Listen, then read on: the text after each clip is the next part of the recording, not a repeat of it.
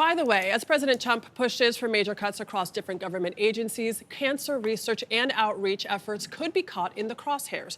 Trump's proposed budget for the next year includes cutting nearly 40%. I'm going to say that again. 40% of federal funding allocated to the National Cancer Institute. That's nearly $3 billion. It's a sharp reversal from the Biden administration's massive investment with support from both parties on this issue. According to the National Institutes of Health, the Biden administration's project, known as the Cancer Moonshot, supported hundreds of cancer research efforts. It developed and sped up efforts to reduce the threat of the disease and help people dealing with it. The Cancer Moonshot no longer exists within the walls of the White House, but many of its initiatives continue across different federal agencies, including at the NIH, the Environmental Protection Agency, and the Department of Veterans Affairs. Here to show us what these cuts mean for cancer research and treatment is Dr. Kamal Menghrajani. She is a cancer specialist and a former assistant director of the Cancer Moonshot during the Biden administration. Good morning. Good morning. So tell us what the goals of the Cancer Moonshot were, just to start us out, and then we can get into what these funding cuts mean for cancer research. Absolutely. So the Cancer Moonshot started in 2016 when then Vice President Biden had just lost his son, Beau, to an aggressive form of brain cancer. But out of this really tragic personal loss, he turned it into action. So during his last year as vice president, he started the Cancer Moonshot. And then after becoming president in around 2022, he reignited the effort.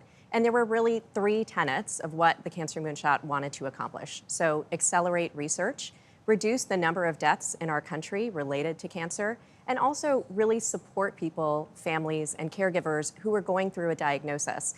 As the Bidens had gone through it themselves, they realized that support was really crucial. Have those goals been accomplished? How do you gauge the progress? Yeah, it's a great question. So, this is meant to be a part of President Biden's legacy. And we really tried to drive progress and leave a lasting impact. And there are still many efforts across the federal government that are doing that. So, for example, the Cancer Moonshot increased access to cancer navigators. So the health system is really complex, and having somebody who can help you find a doctor, make an appointment, get a ride, this is the kind of support that the Cancer Moonshot increased access to help people have better outcomes. Another example is that through the Inflation Reduction Act, people who are on Medicare have their out-of-pocket drug costs capped at $2,000 a year, which means that through the Cancer Moonshot, seniors who are facing a cancer diagnosis, now it's easier for them to be able to afford their treatments. Okay, so let's talk about this proposed funding, $3 billion of cuts that the Trump administration is proposing to cancer research. What will the impact be? Yeah, so I think there are going to be short-term impacts and long-term impacts. In the short term, I think people are going to lose their jobs.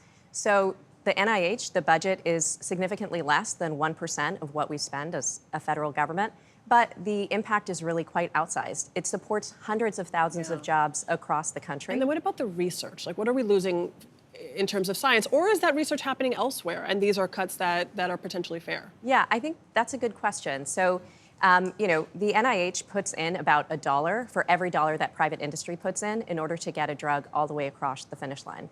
And this process can take 10 to 15 years. So what we're looking at is 10 to 15 years down the line, if there is no federal investment, that means that at that point, there may be fewer cures and fewer treatments that are available for cancer. In a cruel twist, Joe Biden, President Biden, a man who tried to cure cancer, has cancer now, prostate cancer, and the timing of it, people have questions about. Also, how could it have been missed? People have questions about. I mean, he's got access to great medical care and all the rest. What are your thoughts on the timing, and what does it say about the state of cancer screening that it was caught so late? Yeah, so my heart really goes out to President Biden, the former First Lady, and their whole family. They've already been affected by cancer once, and here it is rearing its head again.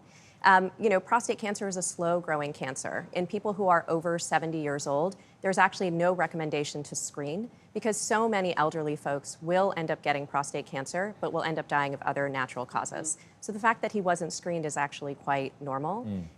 Also with prostate cancer, people can present for the first time to their doctor, and that can be the time that disease is already found to have spread. So the way that President Biden came to attention is actually quite common. All right, Dr. Kamal Menghrajani, thank you so much. Great. Yeah, Thanks for having me. Appreciate it.